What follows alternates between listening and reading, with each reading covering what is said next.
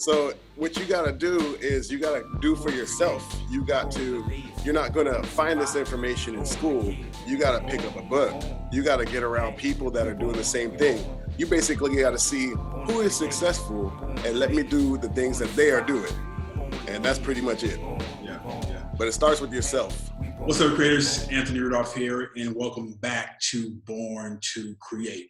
So those of you who don't know, Born to Create is a simple concept. If who or what you want to be doesn't exist, you go out there and create the life that you want. So my guest today, Mr. Roy Tompkins. I've known this brother for a long time. I think we met at church a while back, and we actually did some business together. Roy has accomplished so much, has taught me so much over the years about business and financing. So I wanted to bring him on to drop some nuggets for you guys, just to so you can learn about business, how to take action, and how to create what you want. So, Roy, welcome to the podcast, brother. How are you today? I'm doing good, brother. How you doing? Long time no see. Long time no see. And thanks for blessing us today. I appreciate it. I have my pad and pen ready to go to take some notes. So all right. I'm looking down. That's what I'm doing. All right. So all right.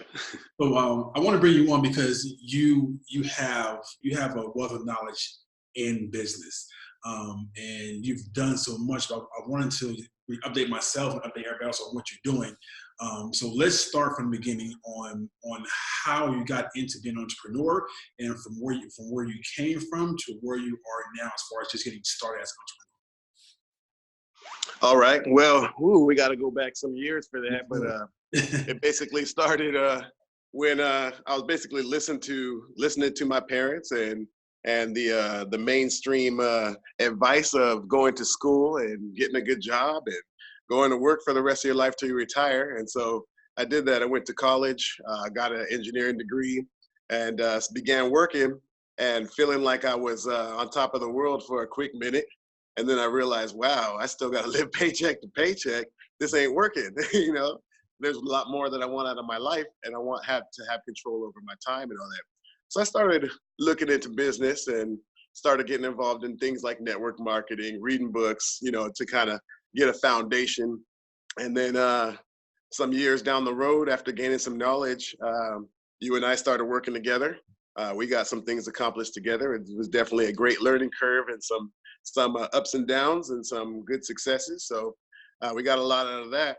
But basically what it came down to is I learned some fundamental things like real estate is a big part of what you need to have as a foundation, no matter what you're going to do in your life, no matter what your goals are. So I started focusing more on real estate, mortgage, and then getting into financial services as a whole, investment grade life insurance, and started marketing these things, building teams to do these things, and just generating an income, learning how to do that. Then I started recently, a couple of years ago, realizing I do not want to overwork myself. So I need to be able to hire people. I need to be able to have a foundation for them, a platform for them to work on, and as well as myself. So a couple of years ago, my wife and I started Date Palm Properties, LLC. And with this, we do real estate investing. So we flip houses. We'll buy dilapidated houses and rehab them, and we also are getting into buying rentals as well to generate income. So basically, that's my retirement plan now. 401k is not enough. You just can't get a good rate of return with that, and you're subject to market volatility. So I learned how to secure our assets. I learned how to grow our assets, and real estate is a foundation, and it's something that we're going to jump off. We got some things in the future that we want to get into as well. But that's where we're at right now. So we're just digging deep into real estate. Okay, nice. Real short and impactful story. So it's something that you actually taught me a while back, and that I want you to explain is that, and I've heard before, but you explained the Rule of 72 like I've never heard it before. So talk to us about the Rule of 72. About the Rule of 72. About how that impacts us, because you have the best explanation I've heard so far.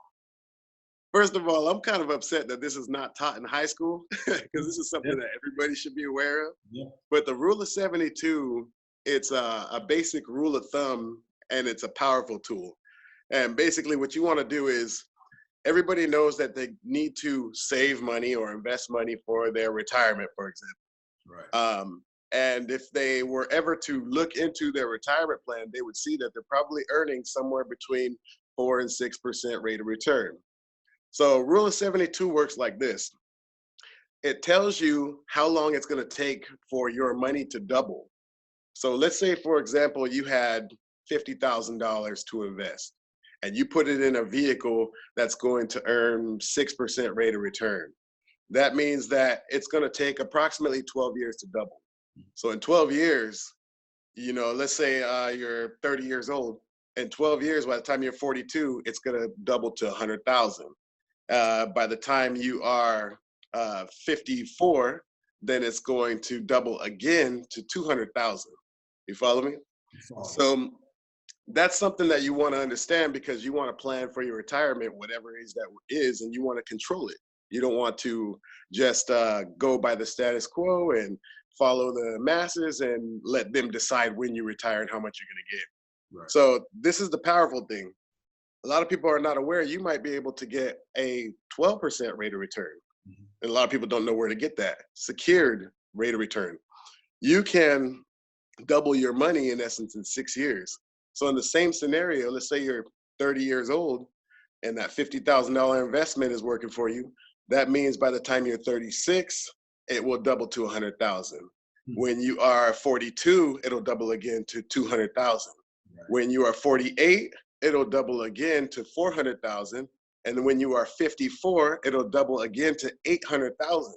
So in those two scenarios, you see that one person started at the age of 30, the other person started at the age of 30. One's investing at 6%, the other one's invested at 12%. And you'll see that it's not double the money that the other person has. It's quite a bit more. It's $800,000 compared to $200,000. Right. And we just stopped at 54, Yeah. So that's something that you want to know, so you can make a wise choice, do your research, figure out how you can get those investments and take control of when you want to retire. Right. So most people want to say, oh, okay, I'm going to retire at 65. Well, what if you don't want to retire at 65? Mm-hmm. What if you want to retire at 45 or 50 so you can enjoy your life? Rule of 72 will help you. It's just one of the tools that will help you get there, get your goals straight. Yeah. You mentioned something very powerful as far as researching, right? People have to research, but there's a huge knowledge gap. People don't know where to go, where to start. So 2 questions. The first question is that how many people, Americans, families are missing out on this Rule 72? And then second question is that where do they go to actually just learn basic knowledge about the investment vehicles that you're talking about? Well, I would say about 95%, not just me, but according to statistics, 95% of the people do not have financial knowledge. Still. Still. Is this something that we discussed here? I call it flock talk.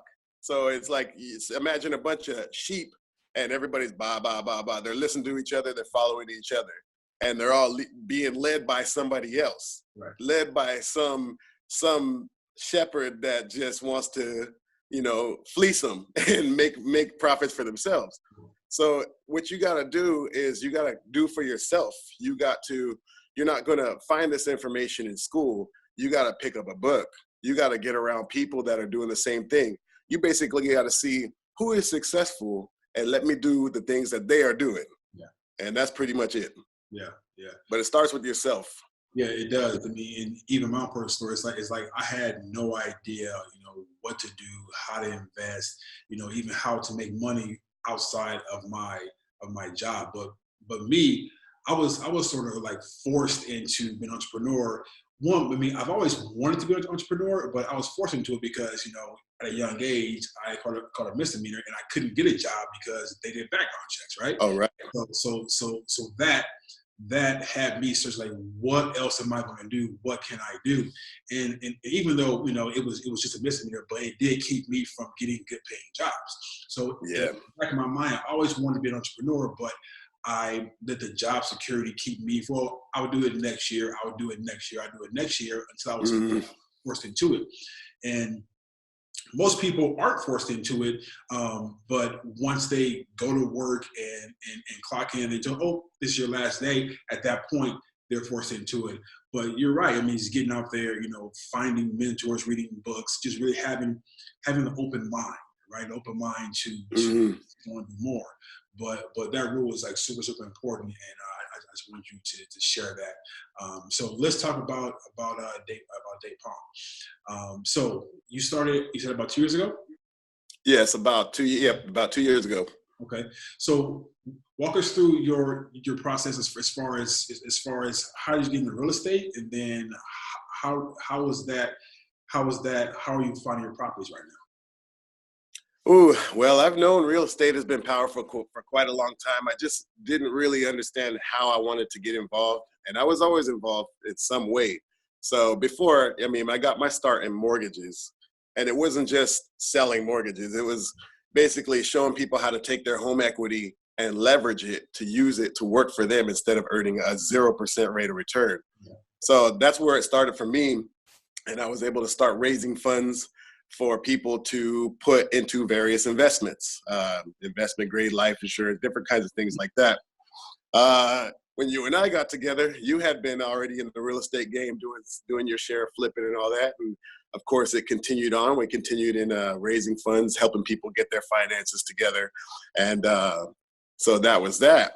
I just always kept studying and kept figuring out what exactly do I want to do. And I had to take some years off and just do some soul searching. Yeah. And that's what I had to do. Just kind of figure out, I'm going to just block everybody out. I'm going to listen to myself. I'm going to talk to God. I'm going to see what is it that I want to do. Right. And, gained a solid foundation within myself first. And then I made some decisions. So my wife and I, we have dreams of owning some restaurant. I'm not going to get into too much detail because those are our secrets for now, right? But we want to do a lot of community work too, getting into nonprofits, starting nonprofits, funding nonprofits. So there's a lot we want to do. And so I figured the best way that we're going to gain the capital that we need quickly is by flipping houses. And there was no way around it. At the time, I was actually working full-time, more than full-time, about 70 to 80 hours a week. And I was thinking, well, I'm not going to wait for another opportunity. I'm 41 years old now. If I keep waiting around, I'm going to be 50, 60, and it's going to be too late. Man, brother, yeah. So I just said, you know what, I'm going to do what I can do, however I can. I'm going to start where I'm at. And just talked to some attorneys, figured out how to get a corporation started, what exactly I needed to do on the legal aspect and get everything started the right way. And that was the birth of Date Palm Properties. And then I knew that I'm the type of person that even if I don't know the full details of something, I'm going to dive right in it and just try anyways and learn as I go. But I did want to get a solid foundation for my wife and I. So we went to an old friend of ours, Sam Weaver, and he has an academy called Fortune Weaver's Academy. We joined his academy and started learning the nuts and bolts of real estate. Just a brief background on him. He was a school teacher, and he made a lot of money in real estate and was able to start his own company some years back. So he has his own real estate investment company, he has a property management company, and he has an academy. So I worked with him. I joined his academy. We're partnered up. We do deals together, through his network and everything else. So that's where we're at with that. We've been pretty active the past couple of years doing our marketing and everything else. And it was a kind of a slow start, but a great learning process. And now we're in it. Now we're flipping. Now we're networking. It's good. Nice. That's nice. Yeah, I mean, and you said the biggest part of real estate flipping homes is the marketing side, right? I mean, you have to constantly be marketing. This podcast is for beginning investors, for seasoned investors, for advanced investors, people who are at every level. And some are doing real estate, some are doing e-commerce online. So I have a vast amount of people that listen. So in any business that you do, marketing is like vital. It doesn't matter what you do. You have Most to deaf. put yourself out there, push your brand in front of people out there, or bring my business in. So with real estate, there are several. You have the ringers voicemails, you have the letters, you have. I mean, so how are you marketing right now? What tactics are you using to market right Well, you said a couple of them. We do the ringless voice drops, voicemails. now? Okay. We also do mailers, so we do postcards. We do door hangers. We go door knocking. We Nice. talk to people if we can, and if we can't talk to them, we leave a door hanger on their door. Nice. We make direct phone calls, and we work with other people that are doing the same thing, like wholesalers, bird dogs. So we'll team up with them, and if there's a deal good enough, we'll go that route too. Yeah. Any way we can cast our net out there, that's what we do. And that's important. I mean, the important thing is that you literally take action every single day to achieve those goals, to get proper in the contract, and you take action. And I'm sure. So, do you have a project going now? I'm sure you do, but what's your project right now?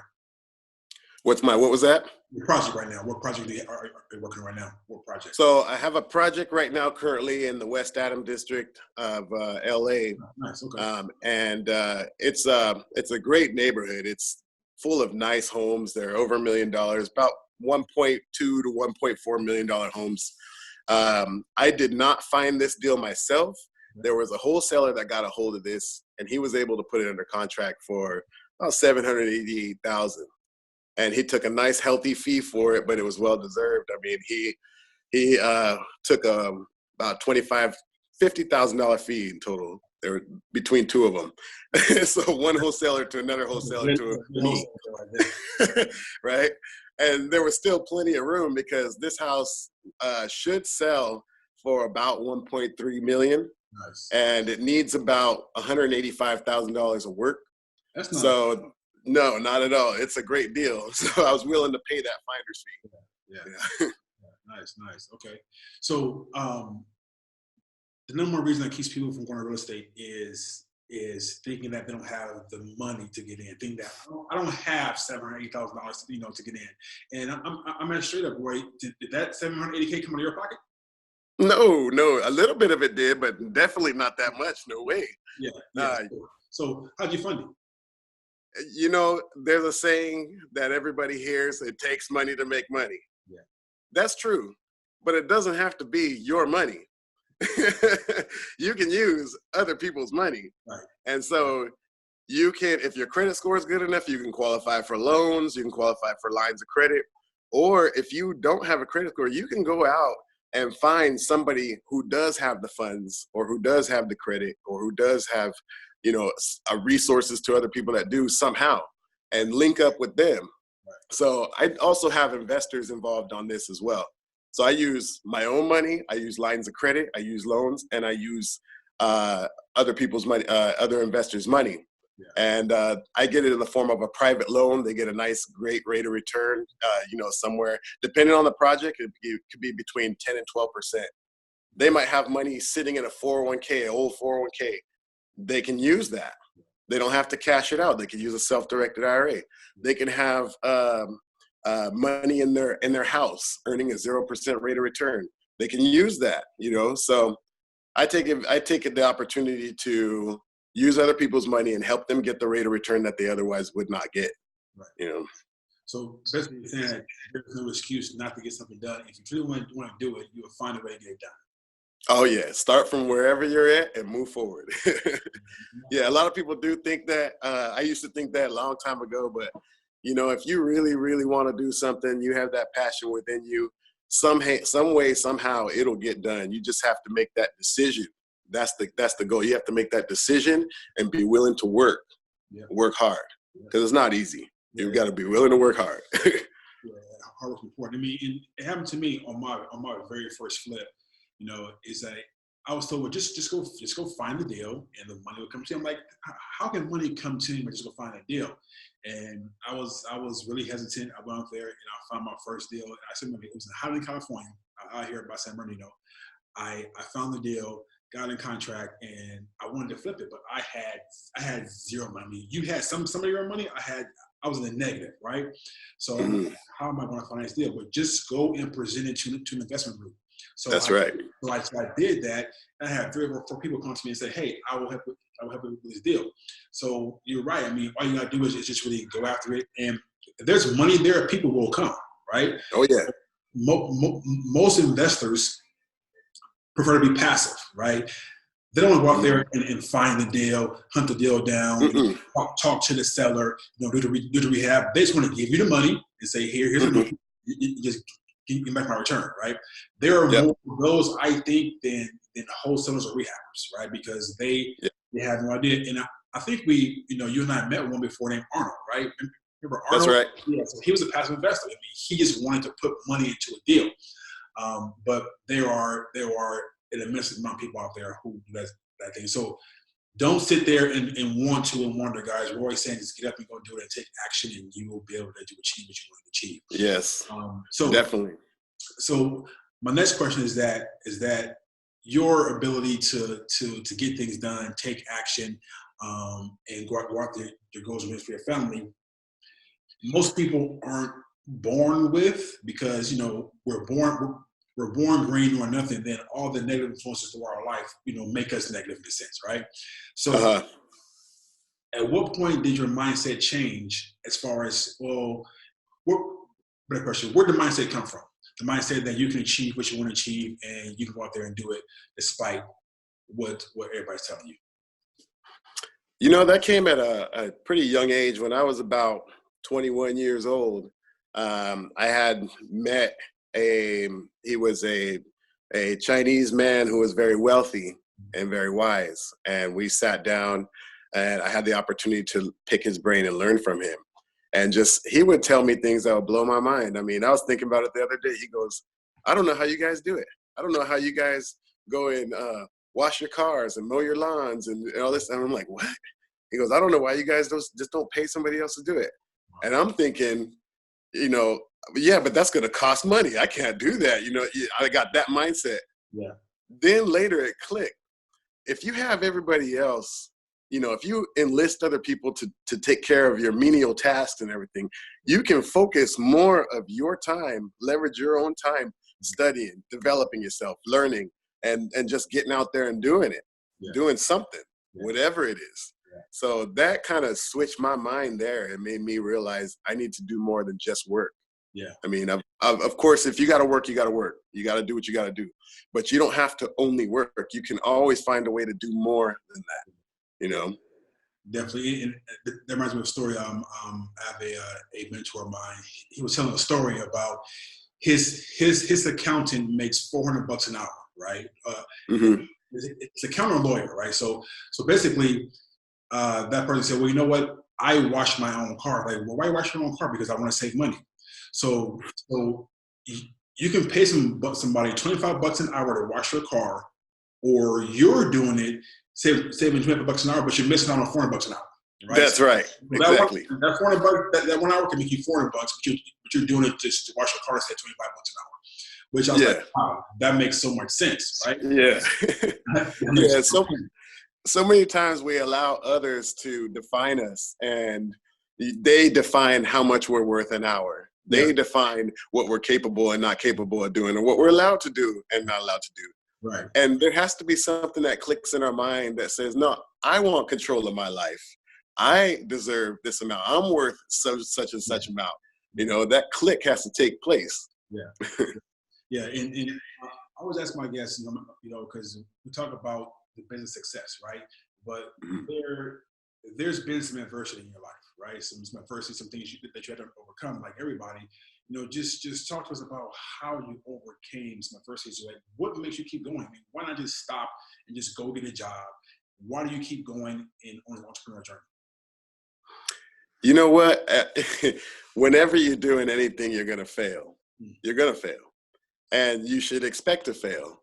But when you fail, you can make a decision to keep going and learn from it, or to just give up and completely fail. Because if you never try, if you never run in the race, you're never going to win. You know what I mean? You're never going to win. So you can instead keep conditioning yourself and keep running and keep trying, and you're going to eventually win. It's inevitable. Yeah. Amen. It is. You gotta keep going. So I know this podcast is going to be a short one because you have some appointments to get to. So I want to ask you in closing, give us like 3 power tips that for the beginner, the intermediate, and for the advanced business person. Like, give us 3 tips that we can implement right now to make sure that we continue to grow in our business. I would say for a beginner, it's mindset. In a beginner, it's all about your mindset. Reading those books and making the decision to get ahead is crucial. And that's all it is. I would say don't let anything hold you back. Don't wait for anything. Just make the decision first. Make the decision that I want to be successful. And you keep telling yourself that I am successful. I am successful. And as you affirm that to yourself, your actions, your words, your thoughts will all begin to align with that. Set goals for yourself, and just do whatever you can to achieve those goals, and just don't give up. Expect to fail, expect to learn from it, but don't ever give up. For the intermediate, I would say they've already had some of their share of failure, and some of them may have reverted back to just living the status quo. But for them, I would say, regain your strength, look within yourself, muster up that strength again, and continue doing what you're doing. Just continue setting your goals and moving forward and continuing to grow.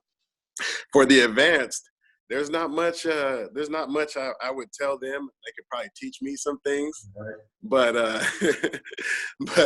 but for them, they already know quite a bit. And they're already pretty much in the state where they're never going to give up. Yeah. I would say for them, whenever you can pull other people in to your network, do that. Because there's going to be people that are intermediate or beginners that can benefit from you.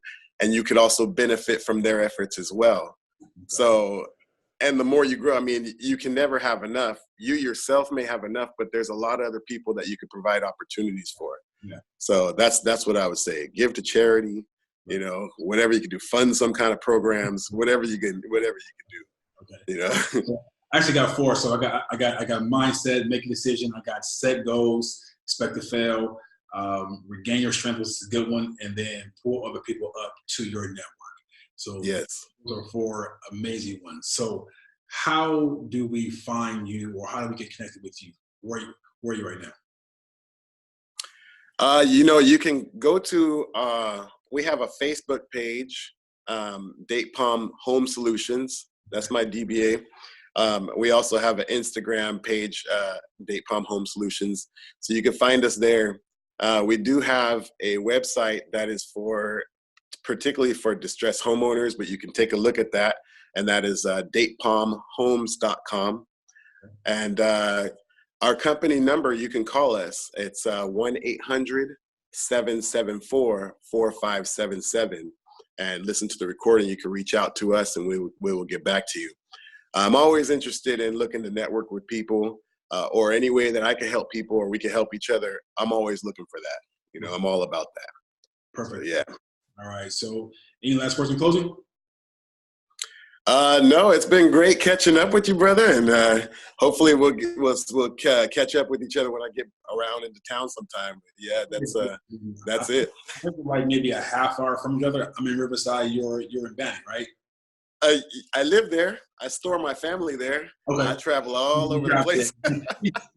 I store my family there. That's possible. Oh, cool. Well, thank you again for blessing us today, brother. I appreciate it. We definitely have to connect in person and go over some things. Yes. So guys, absolutely. Thank you for having me on. No worries. So guys, that's it. You've heard from Roy directly. Get up, take some action. It doesn't matter where you are. The point is to get up and keep moving. You will have some adversity, you will have some trials, but you have to keep moving forward to achieve your dreams and goals. Remember, you are a creator. Anything that you want, you can create. All right. So remember, if who, which one be doesn't exist, you go out there and you create it. Next question you want to create, we'll talk to you guys. Peace.